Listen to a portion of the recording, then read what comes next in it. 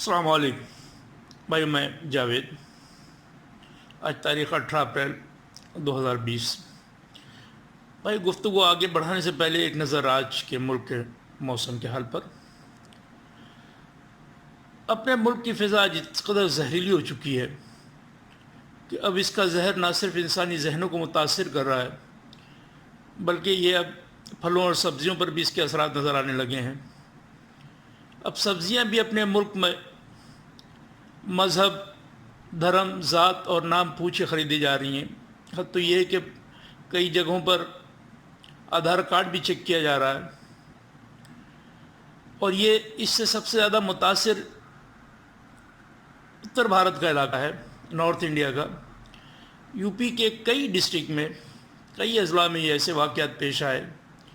हापुड़ है, आपका बुलंदशहर है, और सबसे ज़्यादा तो अभी जो दहली का वाक़या पेश आया, दिल्ली के बदरपुर एक्सटेंशन में जो वाक़या पेश आया, जिसका वीडियो आजकल सोशल मीडिया पे काफ़ी वायरल है, जिसमें देखा जा रहा है कि एक शख्स जिसका नाम पिरामल बब्बर बताया जा रहा है, वो एक सब्ज़ी वाले से उसका नाम पूछता है। जब उसने अपना नाम मोहम्मद सालिम बताया तो उस शख्स ने एक लाठी से उसे पीटना शुरू किया। क्या कसूर था उसका? मोहम्मद सालिम नाम होना जुर्म था या उसका मुसलमान होना उसका जुर्म था, गुनाह था? उस शख्स उसे बेरहमी से पीट रहा है। उसके साथ साथ ये भी कहते जा रहा है कि क्या तू टीवी नहीं देखता? यानी वो खुल के इजहार कर रहा है कि उसके अंदर जो जहर भरा हुआ है वो किसी और से नहीं आया, टीवी से आया, मीडिया से आया। मीडिया ने उसके अंदर इतना जहर भर दिया कि वो अब छलका जा रहा है।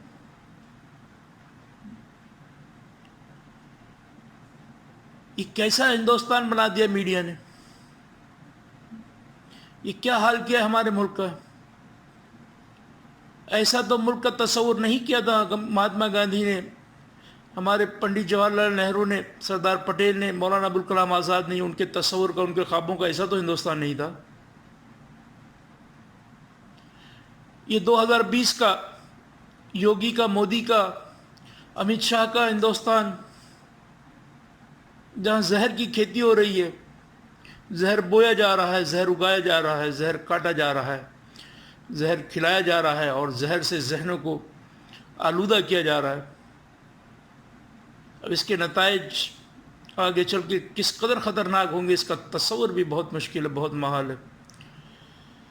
ये एक बहुत बड़ी साजिश है जिसका असर मुस्तकबिल करीब नहीं, मुस्तकबिल बईद तक है। और ये बहुत सोची समझी प्लानिंग के तहत जो कुछ किया जा रहा है, ये जो फ़िरका वारियत का जहर बोया जा रहा है, सांप्रदायिकता का जो विष घोला जा रहा है हमारे समाज में, इसका बहुत दूरगामी परिणाम निकलने वाला है भाइयों। बहरहाल, अब मैं आता हूँ उस असल टॉपिक पर जिसके लिए मैं ये वीडियो बनाना चाहता था आज का। भाइयों, ये जमहूरियत, डेमोक्रेसी, लोकतंत्र का ये अजब अलमिया है कि यहाँ हुकूमत तो बनती है गरीब और मज़दूर के वोट से, लेकिन जब वो हुकूमत एक बार बन जाती है तो जाके साथ में खड़ी हो जाती है अमीरों के। फिर उसे गरीबों से और उसकी मजबूरियों से, उनके परेशानियों से कोई सरोकार नहीं होता। वो अपने तमाम वसाइल और तमाम तर की दिलचस्पी, इंटरेस्ट ले करके हाथ बांध के अमीरों के दरवाजे पे सरबस्ता खड़ी रहती है। हमारा जो चौकीदार, जो इलेक्शन से पहले दावा करता था कि मैं मुल्क का चौकीदार हूँ, मैं गरीब का चौकीदार हूँ, तजुर्बा ये बताता है कि वो अंबानी और अडानी की चौकीदारी में लगा रहता है। ये कितना बड़ा अलमिया है मुल्क का, हमारे गरीबों का। इसकी मैं फौरी मिसाल बताऊँ। अभी देखिए, जैसे कोरोना की शुरुआत हुई तो हमारे मुल्क के बहुत से अमीरों के और पैसे वालों के बच्चे, और वो ख़ुद भी बहुत से ऐसे थे जो परदेश में फंस गए थे। लेकिन देखिए हुकूमत की मुस्तैदी, तेज़ी, फुर्ती कि फ़ौरन उनको निकालने के लिए चार्टर्ड प्लेन रवाना किए गए। इस खदशे के बावजूद कि उनके आने पर, उनके साथ कोरोना के आने का ख़तरा, क्योंकि कोरोना की बीमारी ने हिंदुस्तान में, अपने देश में तो जन्म नहीं लिया था, बाहर से ही आ रही थी। तमाम तर खदशात के बावजूद हुकूमत ने अपने पैसों से क्या है, वो तो आवाम का पैसा, पब्लिक का पैसा है, हजारों करोड़ रुपए खर्च करके स्पेशल फ्लाइटें चला के उनको हिंदुस्तान ले आए, उनको रेस्क्यू किया गया। वो अमीर थे ना, वो बाहर घूमने गए थे, सैर को गए थे, सयाहत पे गए थे, टूर पे गए थे, या बिजनेस टूर, जो भी रहा होगा। उनके लिए हुकूमत के पास सारे वसाइल हैं, सारी दौलत है, सब चीज़ें हैं। खदशात के बावजूद ख़तरात, वाज़ेह ख़तरात थे, और वाकई साबित हुआ कि वो ख़तरात जेन्युइन थे। कोनिका कपूर की मिसाल हमारे सामने है, लेकिन उसके बाद भी हुकूमत ने बिल्कुल हिचकिचाहट नहीं दिखाई। और दूसरी तरफ अपने देश के दिहाड़ी मजदूर, पलायन करके आने वाले मजदूर, अपने बीवी बच्चों को, अपने माँ बाप को गांव में छोड़ करके 2 वक्त की रोटी कमाने के लिए महानगरों में आने वाले मजदूर, उनकी कोई हकीकत नहीं, कोई कीमत नहीं हुकूमत की नज़र में। हालांकि वो ये भी नहीं सोचती है कि मुल्क की मैशियत का पहिया इन्हीं गरीबों के खून और पसीने से चलता है। अगर ये मजदूर हमेशा के लिए महानगरों को छोड़ के चले जाएं तो आपका महानगर बेमौत मर जाएगा।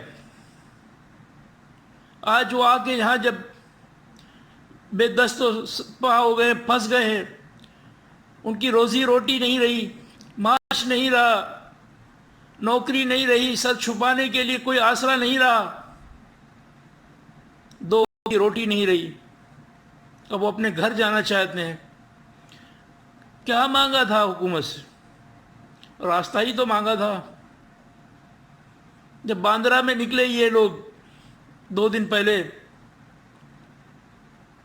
3 दिन पहले 14 तारीख को सूरत में निकले, हैदराबाद में निकले, क्या हुआ?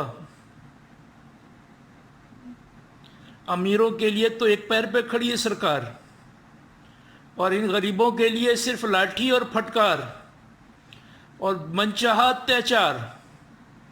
ये सरकार वही सरकार है जो गरीबों के वोट पे बनती है। वोट लेने के बाद 4.5 पौने 5 साल तक के लिए फरामोश कर देती, भूल जाती है, और बहुत रहम आता है तो 500 रुपये इनके अकाउंट में डाल देती है कि भैया ये 500 रुपये में गुजारा कर लो इस लॉकडाउन में, तालाबंदी में। इन नेताओं को, इन वजीरों को शर्म भी नहीं आई 500 रुपये देते हुए, कि 500 रुपये में तो वो एक वक्त की चाय भी नहीं पी सकते। इन भूखे पेट गरीबों को आप 500 रुपये दे के फिर बैंकों की लाइन में खड़ा हो करवा के जलील व ख्वार करते हैं। वो अरे हाकिम, किस किस तरह से आप लोग अत्याचार करते हैं। आज और एक खबर आई, राजस्थान कोटा, जहां बड़े बड़े बाबू की औलादें, सरकारी अफिसरों के औलादें, बड़े पैसे वालों की औलादें जहां जाती हैं कोचिंग क्लास में, कोचिंग लेने, ताकि वो IAS IPS और बड़े बड़े इम्तहान पास करके फिर वो भी उनकी औलादें भी ऊंचे ओहदे पे फाइज हों, हुक्मरान बने। उनको निकालने के लिए आपकी और हमारी यूपी सरकार ने, योगी सरकार ने 300 बसें रवाना की, क्योंकि वो अमीरों के बच्चे थे, वो सरकारी बाबुओं के बच्चे थे। उनकी जान की कीमत अलग है। जो मजदूर सूरत में और बांद्रा में, हैदराबाद में, मुल्क के दूसरे महानगरों में निकलते हैं, जो दिल्ली के आनंद विहार में जमा होते हैं, ये उनकी जैसे कीड़े मकोड़े नहीं हैं। उनकी जान की वैल्यू बहुत है, उनके लिए स्पेशल बस रवाना की जाती है। और वो जो बांद्रा में निकलते हैं, सूरत में निकलते हैं, उनके लिए लाठियाँ भाजी जाती हैं। क्या आपका ये जो आपने जो काम किया, हम उसकी मुखालफत नहीं करते, बिल्कुल निकालिए जो जहाँ फंसा हुआ है, लेकिन सिर्फ उन्हीं को आपका ये काम, इन गरीब मजदूरों के जख्मों पे क्या नमक नहीं मलेगा? आज तो आपने ढकेल के इनको वापस उन झुग्गियों में, झोपड़ों में ढकेल दिया है। दोबारा सूरत में कर्फ्यू लगा दिया गया है। कब तक आप इनको कैद रखेंगे? ये ज्वालामुखी है जिसे आप दबा रहे हैं। ابھی بھی وقت ہے. میں نے پچھلے ویڈیو میں بھی کہا تھا, میں جانتا ہوں میرا ویڈیو, میری آواز تو نہ کارخانے میں طوطی کی آواز ہے, یہ کہاں جائے گی, لیکن میں دل کی بھڑاس نکال کے اپنے آپ کو تو کم از کم میں مطمئن کرتا ہوں کہ یہ جو ہے, یہ آپ لوگ ان کی آواز کو دبا کر کے یہ بہت بڑا خطرہ مول لے رہی سرکار.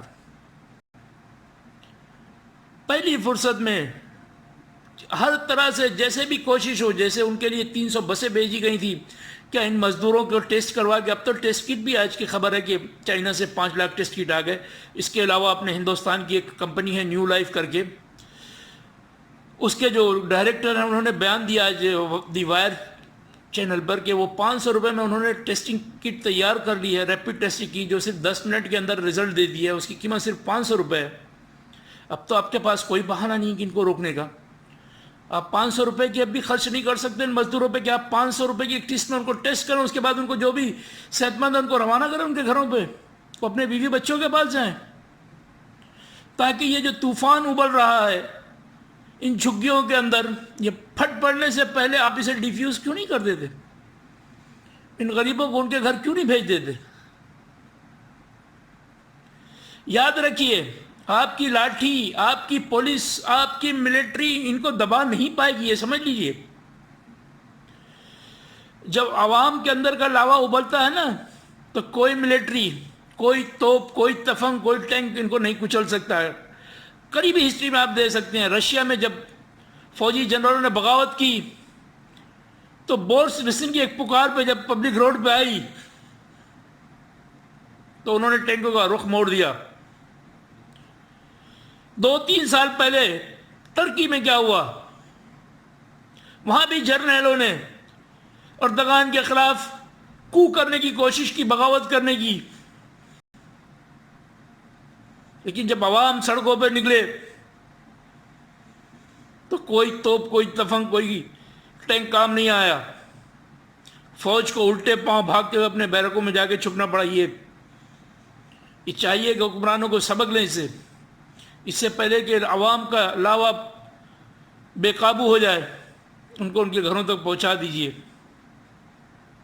جو آپ سے کچھ نہیں مانگ رہے ہیں, صرف اپنے گھر کا راستہ مانگ رہے ہیں,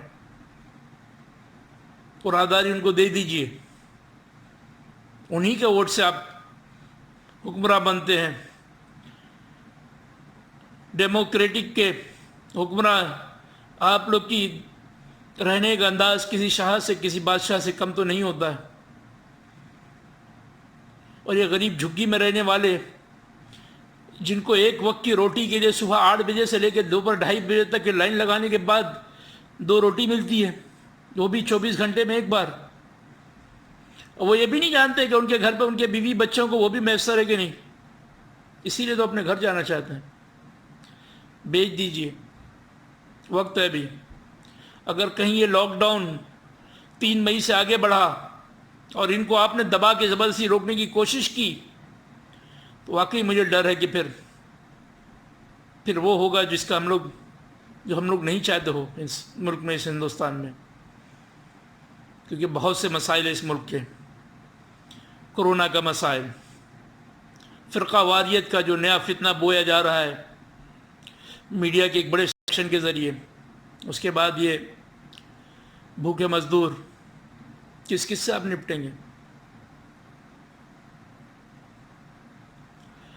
اور میری درخواست اپنے بھائیوں سے بھی ہے, مسلمان بھائیوں سے بھی, دیکھیے اس مصیبت کی گھڑی میں آپ اپنے آس پاس بھی دیکھیے, کوئی بھوکا تو نہیں ہے, کسی کا چولہا سرد تو نہیں ہے. ایک حدیث ہے کہ اپنے آپ کو جہنم کی آگ سے بچا لو, خواہ تمہارے پاس ایک کھجور کا ٹکڑا ہی ہو. عربی کے الفاظ ہیں ولو بشق تمرہ, جس کا اصل معنی تو چھلکا ہی ہوتا ہے, کھجور کا گٹلی پہ لگی ہوئی جھلی, یعنی ایک معمولی سی چیز بھی صدقہ کر کے اپنے آپ کو جہنم کی آگ سے بچا سکتے ہو تو بچا لو. تو یہ موقع بھی ہے صاحب ثروت لوگوں کے لیے, دولت مندوں کے پاس. دیکھیے آپ کی دولت صرف آپ کی نہیں ہے, آپ کو واضح طور پہ بتا دیا گیا کہ آپ کے معاشرے کے غریبوں کا آپ کی دولت پہ حق ہے, تو ان کو بھی پہنچائیے بلا تفریق مذہب و ملت. یہ نہیں دیکھیے کہ جو بھوکا آپ کے سامنے کھڑا ہے وہ ہندو ہے، مسلمان ہے، سکھ عیسائی ہے، وہ صرف بھوکا انسان ہے۔ انسان ہونا تو بہت بڑی بات ہے۔ ایک جانور بھی اگر آپ کے سامنے اگر بھوکا ہو تو آپ ذمہ دار ہیں۔ کیا آپ نے عمر رضی اللہ تعالیٰ عنہ کا وہ قول بھول گئے؟ مشہور قول، انہوں نے کہا تھا کہ اگر فرات کے کنارے کتا بھی بھوک سے مر گیا تو میں اللہ کو کیا جواب دوں گا؟ یہ ہمارے اسلاف کا کردار تھا۔ رمضان کی آمد ہے، تیاری باتوں کی کریے، کھانے پینے کی کم، کثرت عبادات کی ہونی چاہیے، لیکن ہمارا معاشرہ ہی الگ ہے۔ بہرحال وہ اس پہ پھر اگلے کسی ویڈیو میں گفتگو کروں گا تراویح کے موضوع پر اور رمضان کی عبادت کے متعلق۔ آج تو صرف اتنا ہی ہے کہ اللہ اس ملک کو اور اس ملک کے باشندوں کو اپنے حفظ و امان میں رکھے، آمین یا رب العالمین۔